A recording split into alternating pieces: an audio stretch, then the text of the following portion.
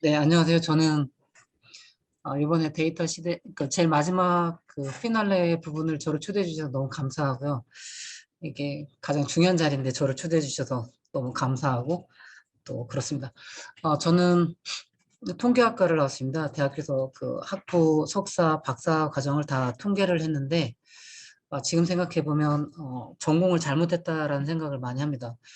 그래서 지금 통계가 되게 인기가 많은데도 불구하고 통계를 전공했으면 안 되고, 통계하고 수학, 그다음에 컴퓨터 과학 이 세 개의 과는 제가 볼 때는 메인이 아닌 것 같습니다. 그래서 차라리 의학이나 심리, 뭐 사회, 행정, 법률, 뭐 스포츠 그런 쪽을 보통 도메인이라고 하는데 그런 도메인 부분을 더 잘하는 거고 통계나 수학이나 컴퓨터는 이 도구라는 거가 시간이 가면 갈수록 더 느끼기 때문에 제가 만약에 다시 태어난다면 저는 개인적으로는 심리학이나 농업을 하고 싶고 대신에 통계하고 컴퓨터는 부전공하고 싶습니다. 그래서 여기 계신 분들이 주로 고등학생인 것 같은데 대학교 전공을 선택하실 때 나중에 좀 더 고민을 많이 하셔서 정말 도메인이 뭐고 수단이 뭔지 목적이 뭐고 수단이 뭔지 이런 거 잘 구분하신 다음에 전공을 선택하시길 개인적으로 부탁드리겠습니다. 그래서 진학하실 때 좀 더 고민 많이 하시고 저에게 주어진 시간 약 한 40분에서 50분 정도인데 이 데이터 시대의 통계는 어떤 역할을 하는지 아주 짧게 이렇게 얘기하도록 하겠습니다. 그리고 저는 인사이트 마이닝이라는 회사를 2년 전부터 운영하고 있고요. 데이터 분석을 전문으로 하는 기업으로 키우려고 하고 있습니다.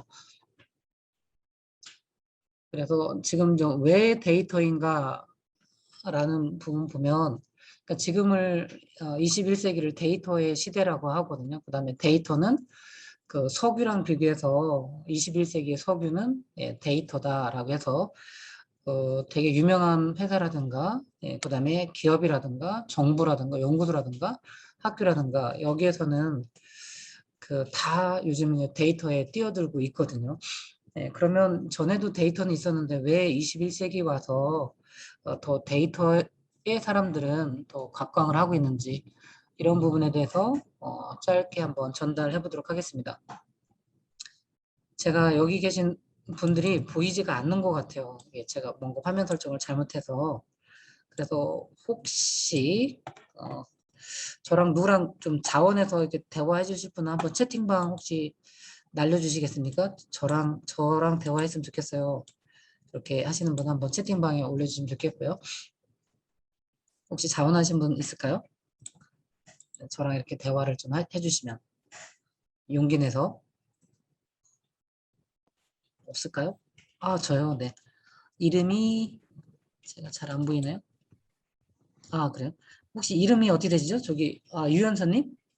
네. 네. 그래요. 자, 그럼 유연서님한테 물어볼게요. 감사합니다. 자, 이 사이트라는 단어의 뜻은 뭡니까? 사이트? 사이트는 시야 아니면 보다라는 것 같아요. 시야보다. 그다음에 추윤성님도 이렇게 자원해 주셨는데 감사하고요.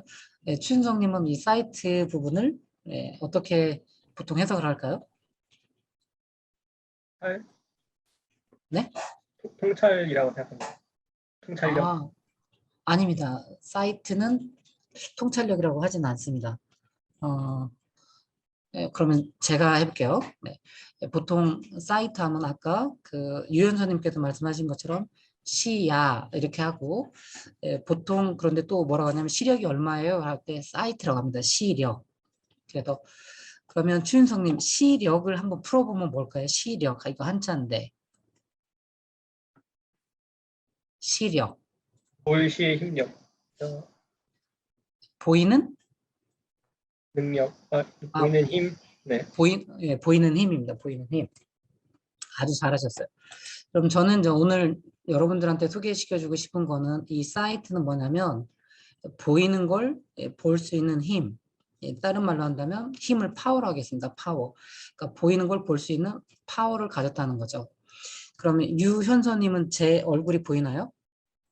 네. 추현성님도 제 얼굴이 보이나요? 네.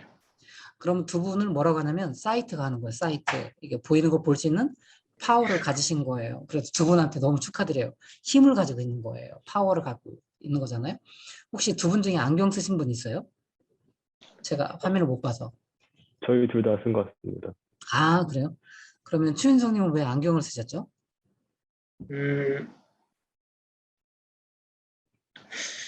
음, 시력이 안 좋아서 안경을 쓰고 있습니다. 아, 네. 그걸 전문용어로 뭐라고 하냐면 사이트를 잃어서 그런 거예요. 사이트. 보이는 걸 볼 수 있는 힘을 잃었어요. 안경을 쓰니까 어때요? 제가 보이죠? 네. 사이트를 얻었어요. 힘을 얻었다고요. 얼마짜리 안경이에요? 10만 원 안팎인 거 알고 있습니다. 아, 네. 그러면 10만 원의 파워를 지금 누리고 있는 거예요. 혹시 만약에 훨씬 더 좋은 안경이 있다면 그걸 쓰고 싶은 생각 있나요? 아니요. 아니요? 왜요? 더 좋은 안경을 쓴다고 제가 더 멀리 있는 볼 일이 없기 때문입니다. 아, 그렇죠. 아직은 그래요. 아직은 멀리 있는 걸 볼 일이 별로 없죠. 그리고 그런 힘이 아직은 현실적으로는 없죠. 그런데 만약에 1,000만 원짜리 안경이 있다면 아마 안 살 것 같아요. 그렇죠. 아니요. 엄청 비싼 안경을 우주 위에 날리잖아요. 그렇죠. 보통 사람한테 물어봐도 1,000만 원짜리 안경 쓰시겠어요? 하면 안 산다 그래요. 왜 그러냐면 이 1,000만 원을 다른 데다 쓰고 싶은 거죠. 그런데 안타깝게 이 사이트의 파워를 잘 모르기 때문에 그런 거예요. 그래서 제가 짧은 그 2차 세계대전의 어떤 전쟁사의 일부분에서 결국 미국이 승리함으로써 2차 세계대전이 거의 끝났는데 꼭 그것만이 아닌데 미국은 어느 쪽에다가 힘을 더 쏟았냐면 이 사이트 멀리 볼 수 있는 쪽에다가 많은 힘을 썼고요. 그 다음에 이제 일본하고 그때 싸울 때 일본은 멀리 보는 것보다는 어디다 더 힘을 썼냐면 속도에다 썼어요. 속도에다 더 빠르게 가는 부분. 그런데 미국은 더 멀리 볼 수 있는 이쪽에다 투자를 했기 때문에 일본의 비행기라든가 일본의 그 구축함이라든가 이런 것들이 전함들이 움직이는 걸 미국은 훨씬 일본보다 빠르게 봤어요. 그래서 이 전쟁사를 바꾼 하나의 되게 중요한 힘 중에 하나가 이 사이트예요, 사이트. 그래서 정말 우리가 이 사이트에 힘을 안다고 한다면 1,000만 원짜리 안경을 살 수가 있어요. 그렇죠? 아직은 안 느껴지지만.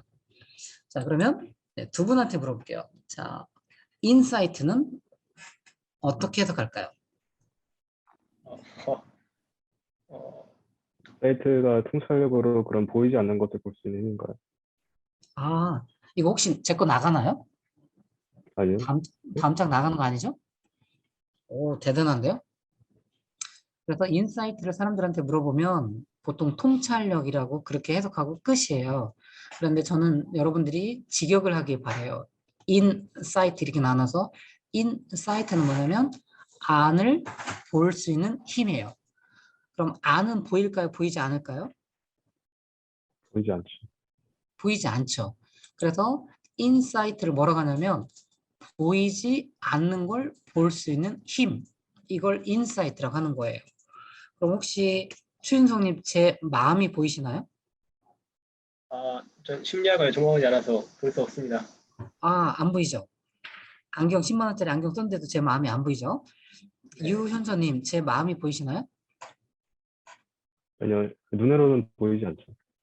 아, 그러면 눈을 안 보면 뭐 다른 거를 볼 수 있나요?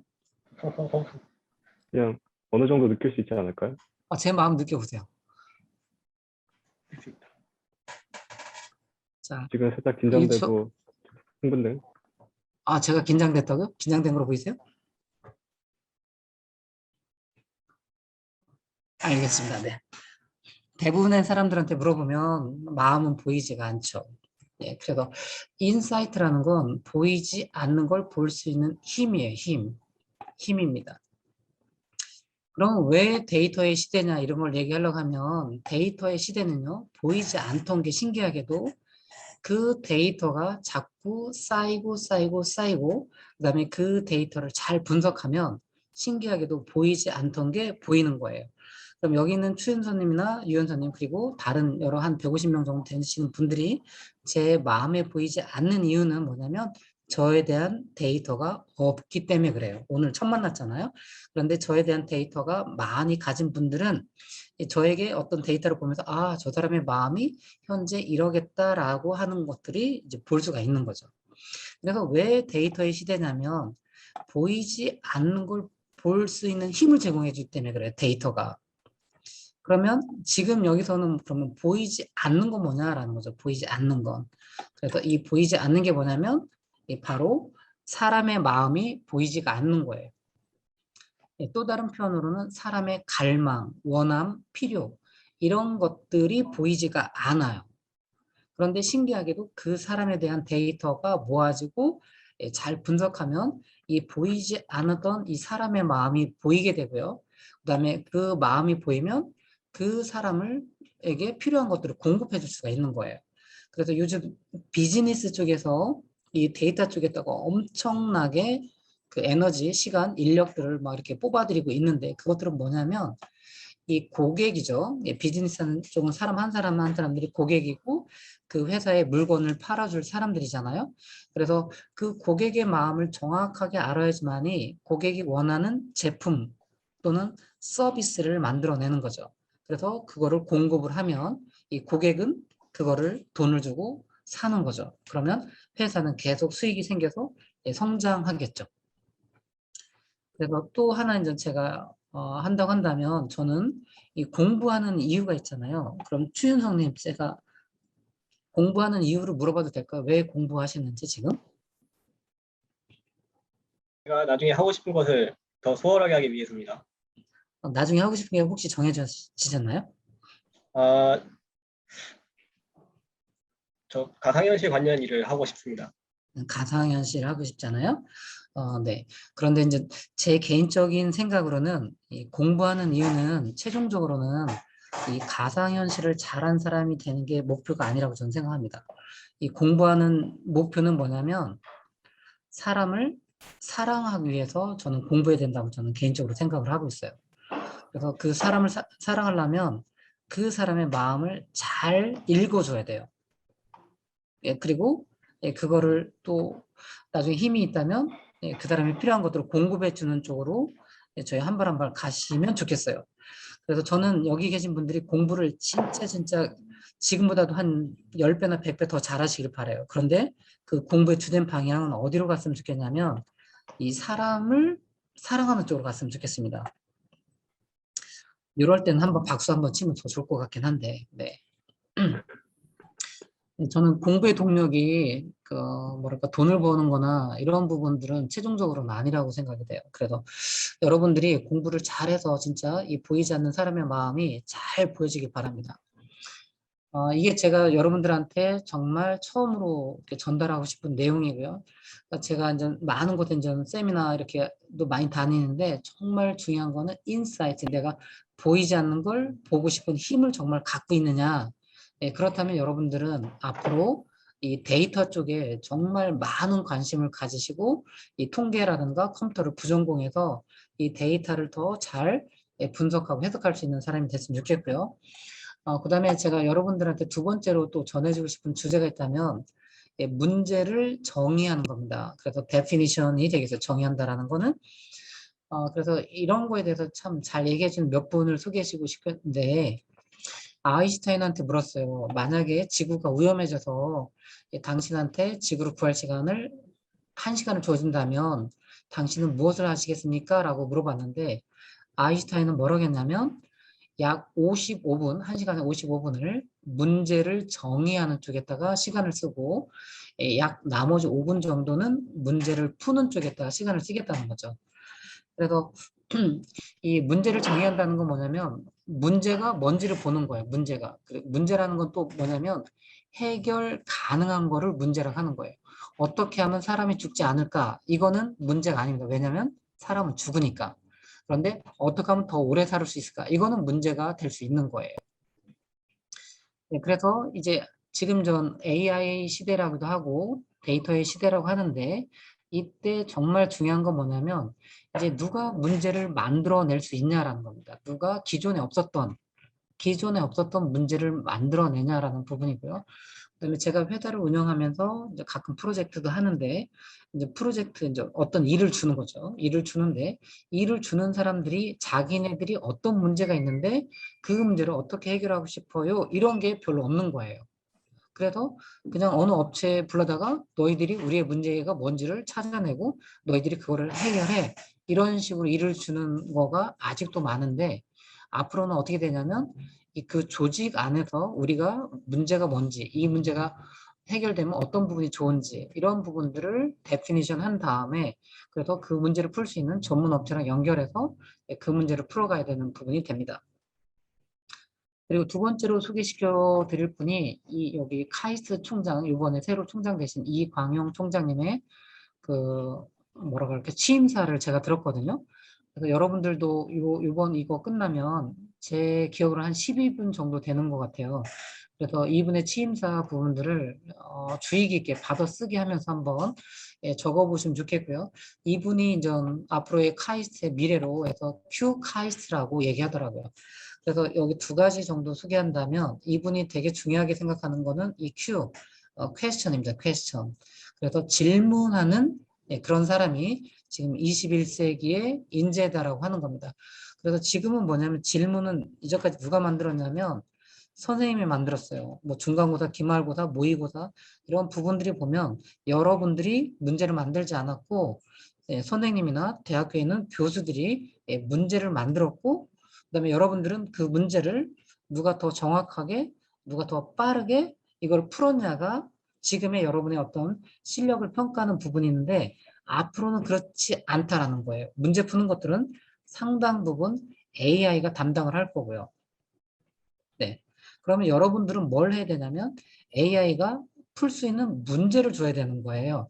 그런데 지금도 여전히 선생님들이 준 문제를 내가 암기나 여러 가지 반복을 해서 문제를 정확하게 빠르게 푸는 사람으로 계속 있다면 여러분들은 21세기에 안 어울리는 그런 쪽에다가 많은 시간을 쓰는 거예요.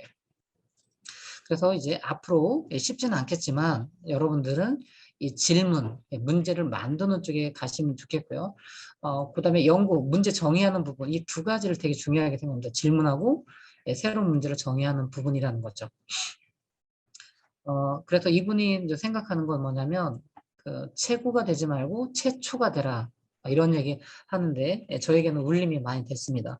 그래서 여러분들도 이분의 취임사를 한번 잘 들어보시면서 앞으로 인재는 과연 무엇인지 잘 들어보시면 좋겠고요. 세 번째 소개시켜드리고 싶은 분은 제가 여기다 밑에 이름은 안 썼는데요. 이분은 박태웅 한빛미디어 의장이라는 분입니다.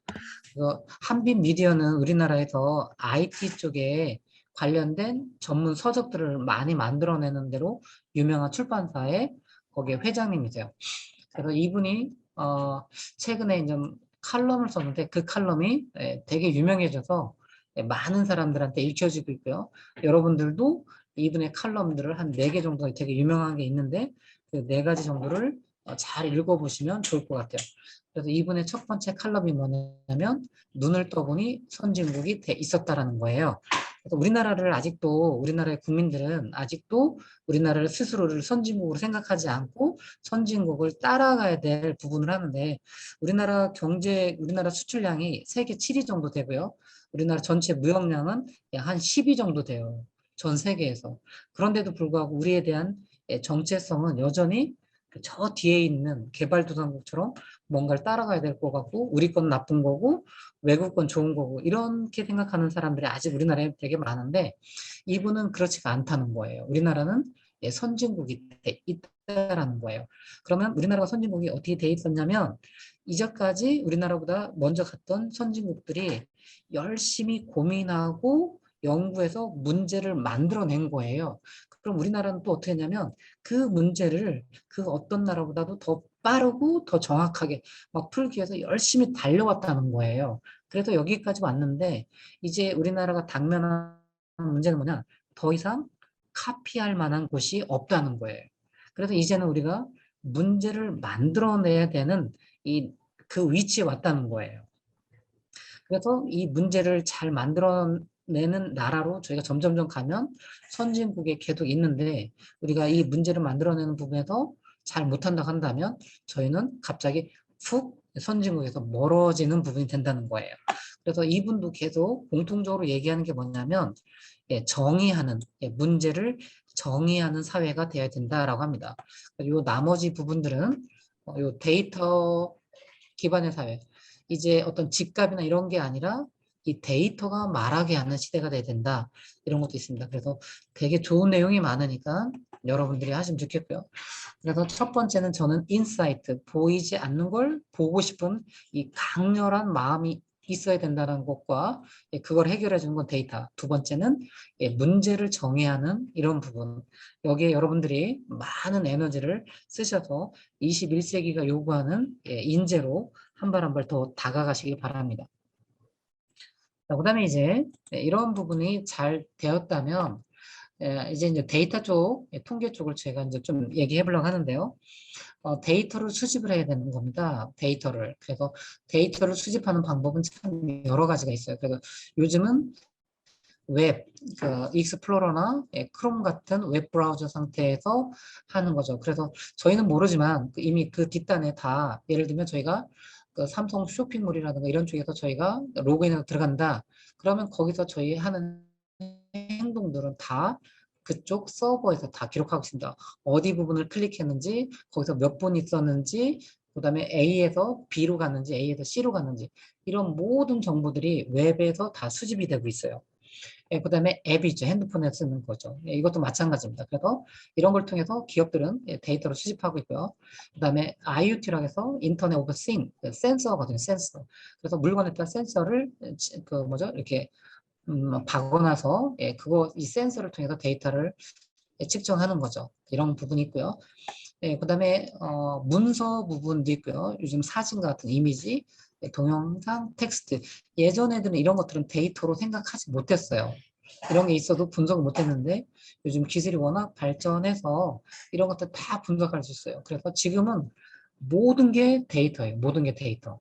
그래서 지금은 누가 더 양질의 데이터를 누가 더 많이 갖고 있냐라는 거죠.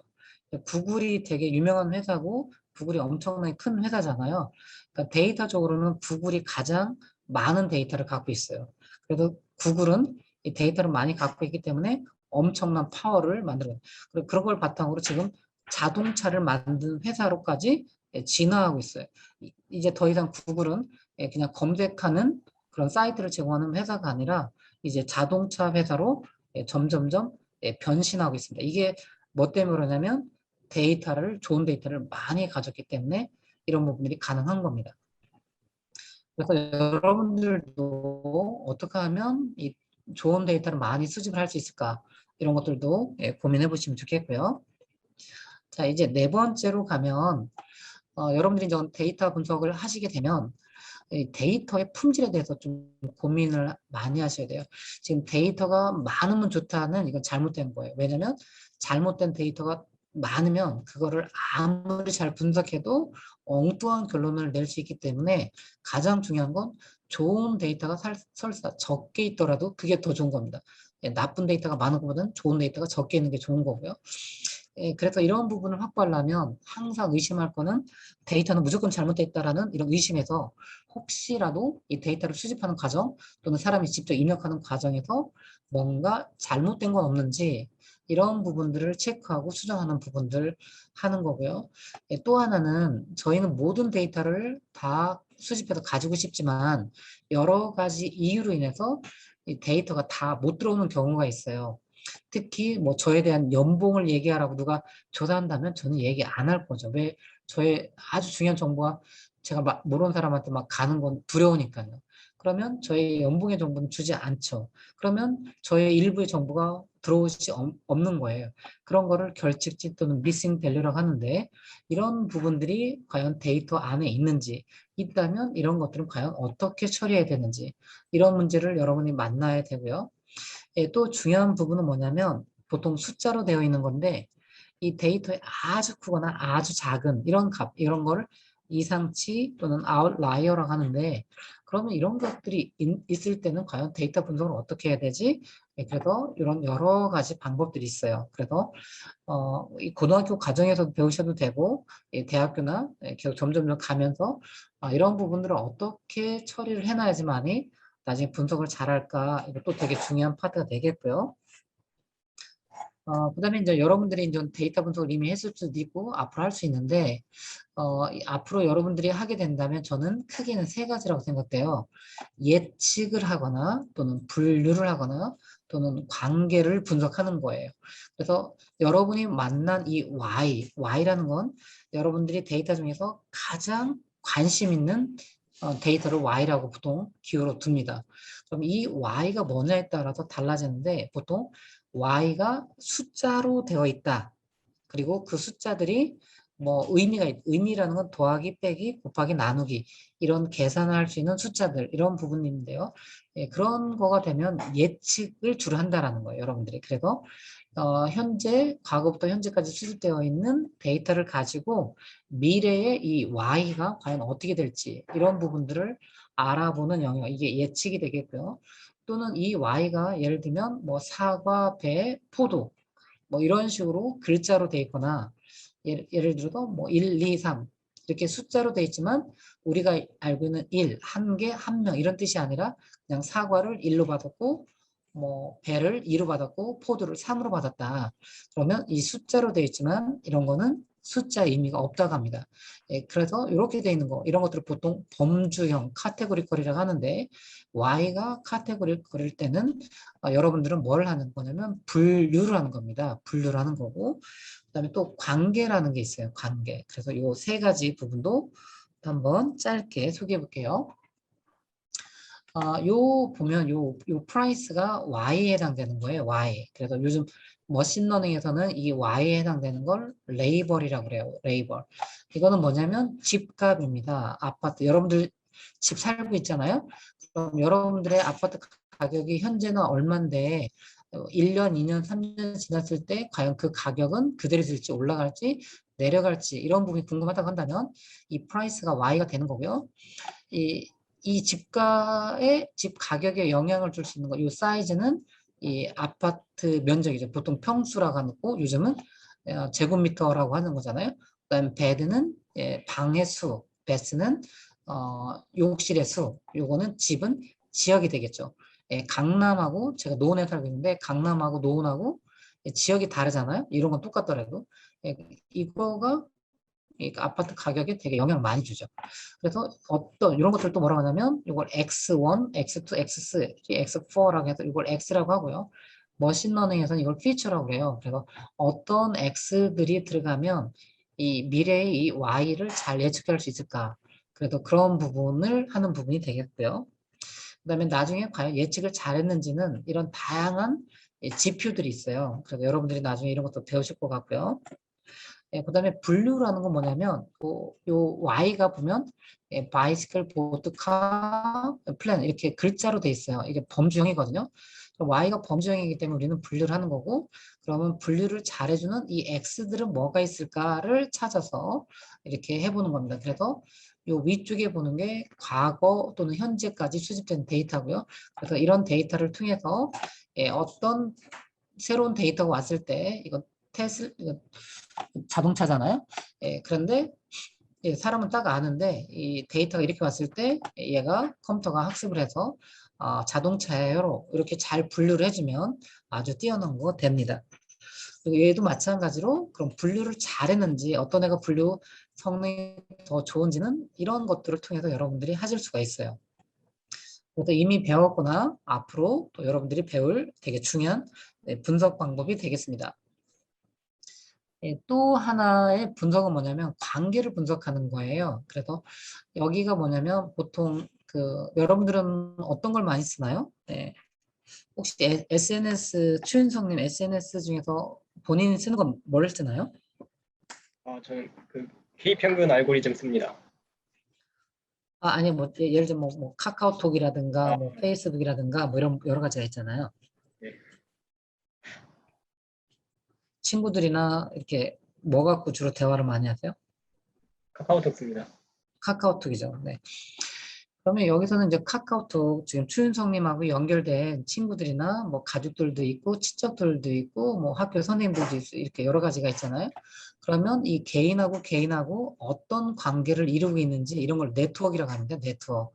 그래서 이런 네트워크 상에서 과연 추윤성님이 어떤 역할을 하는지 그래서 이 네트워크의 가장 중심의 역할을 하는지 아니면 변방의 역할을 하는지 아니면 새로운 네트워크와 이 중간에서 연결시켜주는 하는지 이런 것들이 매우 중요하고요.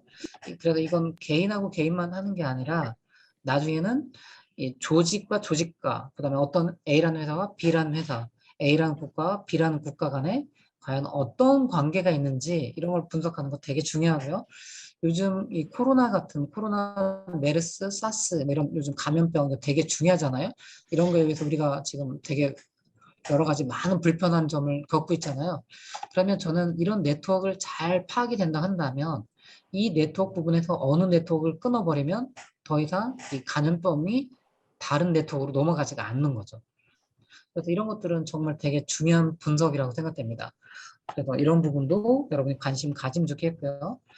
그다음에 저희 회사가 최근에 했던 건 뭐냐면 이 저자들입니다. 여러분들도 이제 앞으로 논문도 쓰실 건데 논문의 저자들이 있는데 그 저자들은 과연 어떤 네트워크를 갖고 있는지 이런 것들을 분석했어요.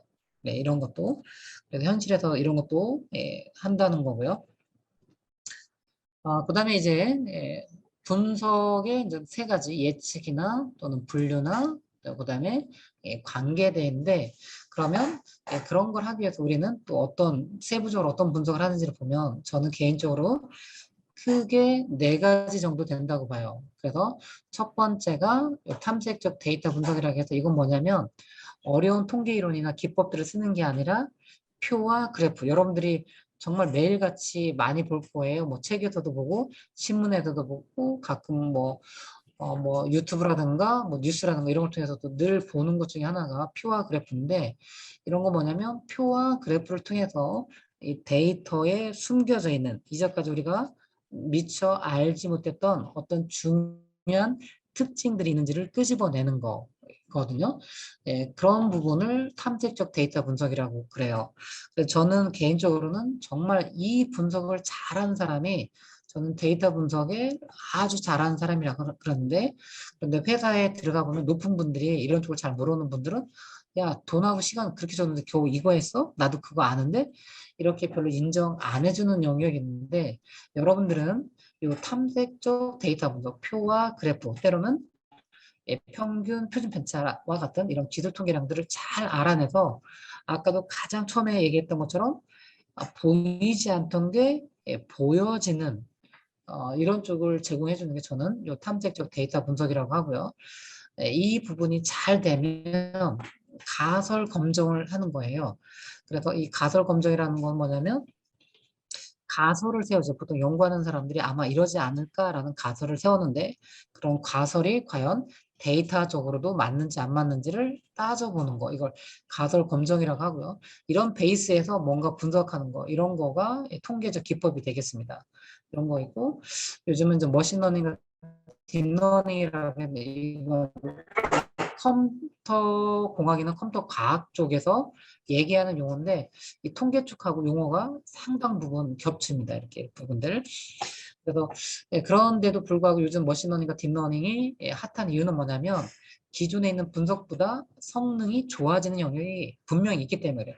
모든 게 좋아지는 않는데 어떤 부분에서는 사람 이전까지 해왔던 것보다 훨씬 더 성능이 좋기 때문에 요즘 많은 사람들이 이 머신러닝과 딥러닝을 배우고 있습니다. 아마 여러분도 운명처럼 이 머신러닝과 딥러닝은 반드시 알아야 될 영역이라고 생각됩니다. 그래서 탐색적 데이터 분석은 이런 거다라고 보시면 되겠고요. 그다음에 가설 검증 나중에 기회가 되시면 통계 쪽을 꼭 배우십시오. 그래서 이런 다양한 분석 방법들이 있고요. 그다음에 머신러닝 방법도 매우 다양한 것들이 많습니다. 이렇게 다양한 게 많고요.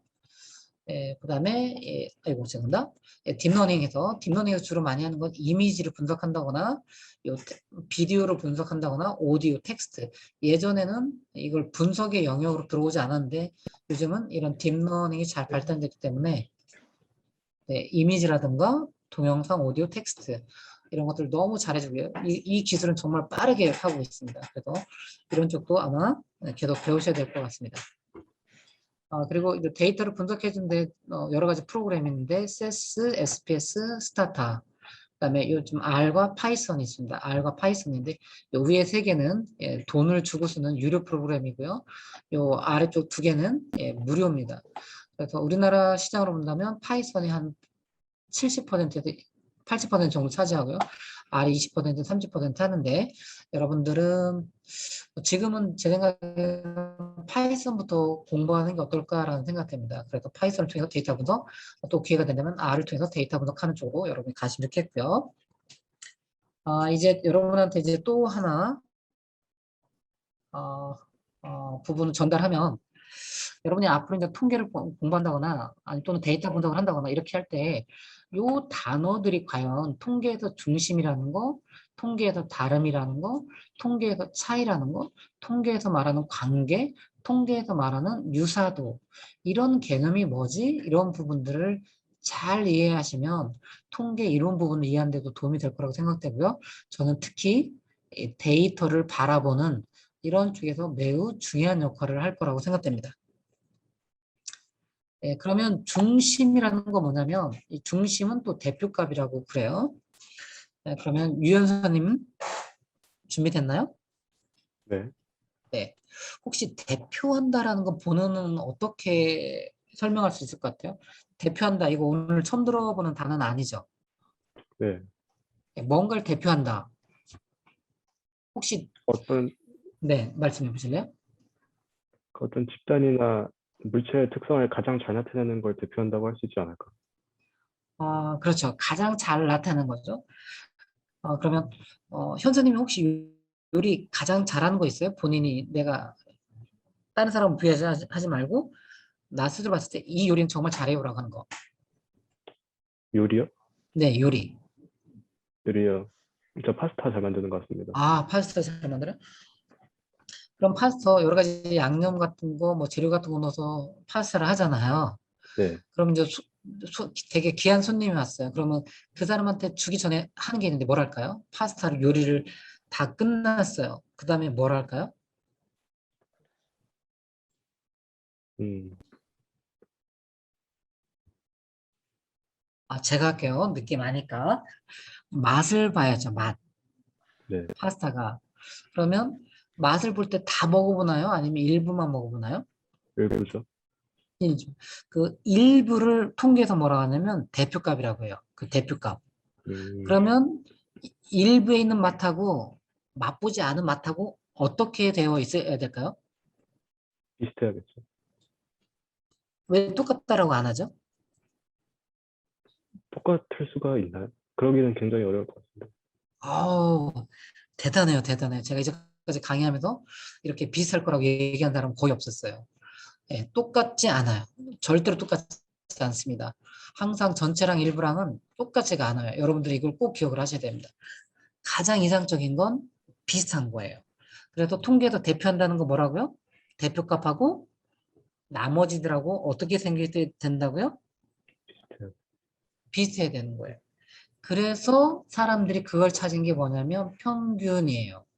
그래서 여러분들은 평균을 기계적으로 구하면 안 되고 평균은 뭐라고요? 수많은 데이터를 대표하는 값이에요. 그러면 평균이 역할을 잘한다는 건 뭘까요? 평균이 5가 나왔어요. 그럼 데이터가 10만 개가 있어요. 그럼 10만 개 데이터는 어떻게 생겼어야 돼요? 뭐가 비슷해야겠죠. 그렇죠. 5와 비슷해야 되는데 안타깝게 현실은 평균과 비슷하지가 않아요. 그래서 이 평균은 여기 나중에 기회가 되시면 이 책을 읽어보세요. 평균은 정말 재밌어요. 평균은요, 아주 큰 값이나 아주 작은 값이 있으면 덩달아서 아주 큰 아주 작아져요. 그럼 대부분의 데이터는 5 근처에 있는데 이상치가 있어서 예를 들면 평균이 막 200이 되는 거예요. 대부분 데이터는 5에 있는데 근데 평균이 200이에요. 그러면 우린 데이터를 못 봤기 때문에 뭐라고 생각해요? 200하고 비슷할 거라고 생각을 하잖아요. 그래서 그거에 맞게 제품을 만들거나 서비스를 만들거나 정부에서 어떤 정책을 만들어서 하면 어떻게 되겠어요? 대부분의 뭐, 사람을 만족을 못 시키는 거죠. 그래서 저희는 시간이 얼마 없어서 이렇게 강조를 더 못하는데 평균은 아주 위험한 숫자예요. 그런데 여러분들이 평균을 오늘 처음 듣지는 않았어요. 그래서 왜 평균을 구하는가? 이걸 질문하셔야 돼요. 평균을 왜 구한다고요? 대표하는 거로 알아보고 싶은 겁니다. 그래서 이 대표해주는 값들은 평균만 있는 게 아니라 절사평균, 중위수, 최빈수 이런 다양한 값들이 있어요. 그래서 여러분들이 실제 갔을 때는 여러분이 만난 이 상황에서 이 상황을 가장 잘 설명해 준 게 뭐지? 때로는 평균일 수도 있고, 때로는 절사평균일 수 있고, 때로는 중위수가 있고, 때로는 최빈수가 있고, 때로는 최소값이나 때로는 최대값이 그 상황을 대표하는 거가 될 수 있어요. 그래서 기회가 되시면 이 평균의 종말이라는 걸 보시면 좋겠고요. 네, 두 번째 여러분들이 저는 여기서 가장 중요한 건 저는 다름이라고 생각해요. 다름. 여러분이 어떤 집단을 보거나 어떤 개인을 보거나 어떤 데이터를 볼 때 제일 먼저 생각해야 될 건 뭐냐면 이 다름을 여러분이 보시라고 해야 돼요. 다름이라는 거. 그러면 이번에는 추윤성님. 네? 지금 의자에 앉아 계신가요? 네. 아, 그래요? 그 의자 다리 높이는 뭘로 결정했을 것 같아요? 평균적인 사람의 종아리 길이로 결정했을 거라고 생각합니다. 그죠? 그럼 평균 종아리 해당되는 사람들은 많이 있을까요? 적게 있을까요? 음, 그거는 데이터의 분포를 봐야 알 수 있습니다. 아, 그렇죠. 그런데 대체적으로 많이 있어요. 네, 그러면 저기 지금 다리 높이는 그런데 그 의자 앉는 부분의 길이는 뭘로 쟀을 것 같아요? 음, 어깨 너비나 여기 하반신 너비로 했을 거라 생각합니다. 저는 힙인 것 같아요. 힙부터 무릎까지. 네. 그럼 어떤 값을 썼을 것 같아요? 그러면 대퇴골의 길이를 썼을 거라 생각합니다. 평균을 썼을 거예요. 네. 그래서 각각의 평균에 해당되는 사람들은 많이 존재하지만 이 두 가지 평균을 결합을 하면 두 가지 평균을 동시에 만족하는 사람은 상대적으로 적어들거든요. 하나만 더 얘기해요. 등받이도 있죠. 의자에 등받이. 네. 의자에 등받이 없나요? 등받이 그럼 있죠. 등받이는 어떤 걸 쟀을까요? 네, 그럼 등받이 길이는 그 의자 합체에서는 뭘 또 썼을까요? 척추 길이랑 비슷할 거라 생각합니다. 거기서 평균적인. 평균을 쓴 거죠. 네. 거기서 평균을 쓴 거죠. 그래서 이번에는 아까 다리의 평균, 뭐 힙의 평균, 그다음에 뭐 어깨, 뭐 척추의 평균 이 세 가지를 동시에 만족하는 사람은 얼마큼 있을 것 같아요? 그 데이터 파알 수 있는데 1%보다 더 작을 거라고 네, 생각합니다. 그렇죠. 거의 없어요. 그래서 그 의자는 그 누구도 만족하지 않는 의자예요. 이건 뭐냐면 다름을 고려하지 않은 거예요. 평균으로 데이터를 본다. 어떤 사람을 때 평균적인 사람이냐 이렇게 본다라는 거는 그 사람이 가진 그 집단이 가진 다름을 고려하지 않겠다라는 거예요. 그런데 데이터 분석에서 가장 중요한 건 뭐냐면 다름이에요. 항상 우리가 볼 때 얼마나 다를까. 그 다름을 알려주는 수치들은 나중에 배우시면 되는데 여러분의 포인트는 항상 뭐라고요? 얼마나 다를까. 여기에다 초점을 두길 바라요. 그러면 어느 집단은 다름이 되게 클 수도 있고요. 어느 집단은 다름이 되게 작을 수도 있어요. 이건 다름이 크다, 작다라는 건 좋고 나쁨의 문제가 아니에요. 그 집단을 설명해주는 매우 매우 중요한 부분이 되는 거예요. 그래서 여러분들이 앞으로 볼 때 얼마나 다르지를 보는 거예요. 그러면 또 어떤 문제를 또 해야 되냐면 이 다름이 과연 놀랄 만한 다름인지 아니면 이 다름은 무시해도 되는 다름인지 이걸 또 평가를 해야 됩니다. 그래서 이렇게 질문해 주시기 바라고요. 또 하나 질문은 뭐냐면 이 다름입니다. 다름에서 그럼 만약에 이 다름이 매우 의미 있는 다름이다라고 한다면 과연 이 다름은 무엇이 이 다름을 발생했냐라는 거죠. 예를 들면 여러분들이 고등학생이라고 가정한다면 기말고사를 보면 학생들이 성적이 다 같을까요? 다를까요? 다르죠. 다르죠.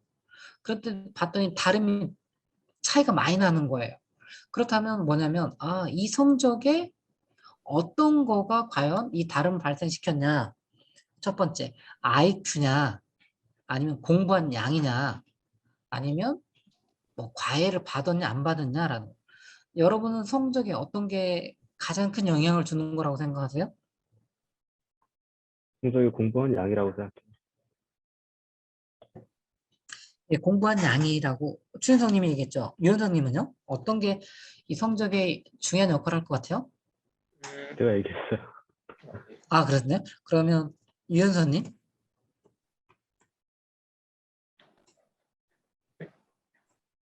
방금 절대적인 제가 얘기했어요. 아, 그렇군요. 죄송합니다. 제가 잘 얼굴에 안 봐도. 네. 예. 그럼 이거는 잠깐 그냥 우프다 이런 건데, 네. 공부한 양도 아니고, IQ도 아니고, 사교육 여부도 아니고, 뭐냐면, 네. 할아버지의 재산. 뭐 이런 얘기가 나온 적이 있어요. 음, 예, 네. 이거 그냥 우픈 얘기 알았죠? 우픈 얘기. 예, 그래서 뭐냐면 이 다름에 어떤 게 가장 중요한 역할을 하는지 이걸 찾아내는 게 이 데이터 분석의 또 어쩌면 핵심이에요. 그래서 만약에 그것만 찾아질 수 있고, 그걸 만약에 사람이 그걸 통제 가능하다면 이 다름을 가지고 놀 수가 있어요. 예, 다름을 더 크게 하고 싶다? 예, 그러면 그 요인들을 우리가 막 조정하면 되고요. 이 다름을 없게 하고 싶다? 그럼 또 그 요인을 조정하는 거예요. 그래서 이 데이터 분석의 핵심 중에 핵심은 저는 이 다름에 있다라고 생각됩니다. 이 다름. 그래서 이 다름은 매우 중요한 주제이기 때문에 여러분이 꼭 기억하시면 좋겠고, 인생에서도 있잖아요. 여러분들 지금 삶을 사는데 인생에서 가장 중요한 주제 중에 하나는 결국 다름이에요. 그러면 추윤성님하고 유윤서님하고 같아요? 달라요? 다르죠. 다르죠. 수도 있고 다를 수도 있습니다. 아, 그렇죠. 아니, 저는 달라요. 같을 수는 없어요. 같은 사람은 존재하지 않아요. 예, 다른데 과연 얼마나 다를 거냐, 그리고 그 다름을 내가 과연 수용할 수 있냐라는 거예요. 그래서 여러분들이 어떤 사람하고 관계에 들어갈 때 있잖아요. 저 사람하고 나하고 얼마나 다른지를 잘 보시고요. 그리고 정말 솔직하게 그 다름 앞에서 내가 견딜 수 있는 사람인지 견딜 수 없는 사람인지 이런 부분들을 잘 파악하기를 바래요. 많은 경우 이 다름이 되게 크게 나는데 그거를 무시해서 내가 감당할 수 있다고 해서 껴안아갖고 이 관계가 힘들어지는 것도 있고요. 네, 정말 되게 중요한 부분입니다. 아니, 네. 아, 이거 어디서 소리가 나오는데, 네, 끝나려는 건가요? 네. 그래서 이 다른 부분이 있고요. 그다음에 짧게만 더 얘기한다면 한 사회가 건강한지 안 한지, 한 나라가 건강한지 안 한지는 뭐냐면 이 다름을 과연 어느 정도까지 수용하고 이 다름에 얼마나 가치를 부여할 거냐라는 거죠. 그래서 독재 시대 때나 군사 시대 때는 이 다름을 허용하지 않죠. 왜냐하면 다름이 생기면 국가를 운영하기 되게 힘들거든요. 그래서 마치 평균으로 다 똑같은 사람을 만들려고 많이 했던 거죠. 네. 그래서 이 다름의 부분 앞에 여러분이 되게 중요하게 생각했으면 좋겠고요. 그다음에 차이라는 부분도 있어요. 차이. 그래서 보통 차이는 집단과 집단 간의 차이 이런 얘기 많이 하고요. 그다음에 또 하나는 뭐냐면 어떤 부분의 차이냐면 실제의 상황이 있고 우리가 기대했던 상황이 있어요. 그럼 통계에서는 그러니까 분석에서는 예측한 결과 또는 분류한 결과가 있는데 실제 결과랑 이 분석한 결과랑 차이가 적으면 적을수록 분석을 아주 잘한 거고요. 이 실제하고 분석한 결과하고 차이가 많이 나면 많이 날수록 분석은 잘 못하는 거예요. 그래서 통계에서 말하는 차이는 크게 두 가지입니다. 하나는 집단과 집단 간의 차이가 있나, 그다음에 실제하고 분석한 결과하고 차이가 있나, 이런 부분이 매우 중요하고요. 그다음에 이제 관계가 있고요. 관계 한 5분 정도만 더 할게요. 이 관계에서는 세 가지 관계가 있어요. 상관관계, 인과관계, 연관관계가 있는데 통계에서 말하는 상관이라는 건 뭐냐면 어떤 수치형 자료가 또 다른 수치형 자료 간에 직선의 관계가 있냐. 즉 X라는 수치형 자료가 증가할 때 Y라는 수치형 자료도 증가하냐. 또는 X라는 수치형 자료는 증가하는데 Y라는 수치형 자료는 감소하냐. 이런 것들을 직선으로 하는 거예요. 그 나머지 부분들이 직선이 아닌 겁니다. 이렇게 여기 가운데 이렇게 원처럼 생긴 거 직선이 아니죠. 이렇게 생긴 거 곡선이죠. 이거는 이게 좀 마름모나 이런 게 생겼잖아요. 이런 것들은 직선이 아닌 겁니다. 그래서 직선에 가까운 건 이런 부분이 되겠죠. 그래서 이런 것들을 하는 거고요. 또 하나는 인과관계는 뭐냐면 요 어떤 자료가 원인의 역할을 하고 그다음에 그 원인의 영향을 받은 Y 그 다름이 생기는 거죠. 이런 것들을 보는 거가 인과관계고 그런 것들 대표적인 게 회귀 분석이라고 그래요. 여러분들이 나중에 많이 공부하실 거고요. 그다음에 연관관계는 이게 그 시장 바구니 분석이라고 하는데 이 카트죠. 카트에 여러분들이 어느 마트에 가서 물품을 구매한 거예요. 그럼 이부일 있고 여기 유현선님 있고 그다음에 최윤성님 있고 여러분들이 있는데 이 카트 부분을 분석을 하는 거예요. 그래서 가장 많은 거 하나씩 보고 그다음에 두 개. A, B, A, C, A, D 뭐 이렇게 B, C 이렇게인데 그 중에서 조합이 어떤 게 있는지. 그래서 예를 들어서 A를 구매한 사람이 B를 많이 구매했더라. 이런 게 파악이 된다 한다면 어떤 고객이 왔는데 A라는 걸 했어요. 그러면 그 사람한테 이 마트나 다른 데서는 B를 추천해 준 거죠. 그러면 이 사람이 살 가능성이 높아진다라는 거죠. 그래서 이런 것들이 추천 알고리즘, 넷플릭스나 아마존 이런 쪽이 이 추천 알고리즘 잘해서 요즘 비즈니스 되게 잘하고 있거든요. 그래서 이런 관계를 하는 거 연관 관계라고 합니다. 그럼 이제 제 수업의 이제 마지막 너무 길게 간 것 같은데 죄송하고요. 유사도라는 게 있습니다. 유사도라는 거는 어떤 개체와 개체, 어떤 개인도 그 개인들 간에 비슷하냐, 비슷하지 않냐. 유사도라는 건 비슷한 정도를 측정하는 거죠. 그걸 하기 위해서는 뭐가 필요하냐면 거리 개념이 있어야 돼, 거리. 그래서 여러분들이 수학 시간에 배웠던 유클리드 거리나 이 맨하탄 거리, 민코프스키 거리, 그 다음에 코사인도 배우셨죠, 코사인. 코사인, 사인, 뭐 탄젠트 이런 거 다 배웠잖아요. 특히 이 코사인은 이 코사인의 각도가 작으면 작을수록 두 개체 간에 매우 비슷하다라고 해서 묶어주고요. 요 각도가 벌어지면 벌어질수록 두 개체 간에는 다르다고 하는 거예요. 그러니까 여러분이 수학 시간에 배웠던 이 코사인이라는 게 이런 식으로 쓰이는 거고요. 그다음에 아까 직선의 관계가 어느 정도 되지? 이런 부분들을 상관계수라고 하는데 이런 여러 가지 거리 개념을 통해서 어떤 개체와 개체가 비슷한지 비슷하지 않은지 하는 거죠. 그래서 이런 것을 통해서 그 군집 분석이라든가 추천 알고리즘, 그다음에 토픽 모델 정말 다양한 분석 방법에 쓰입니다. 그래서 이런 것들을 여러분들이 지금 배웠거나 앞으로 배우신다 한다면 이런 개념들이 어떤 걸 의미하는지를 한번 더 깊게 파시면서 여러분들이 정말 앞으로 21세기의 인재에 한 발 한 발 더 가졌으면 좋겠습니다. 그리고 하여간 이 과정을 여러분들 꽤 오랫동안 하셨던 것 같은데 수고하셨고요. 네, 축하드립니다. 이상으로 마치도록 하겠습니다. 감사합니다.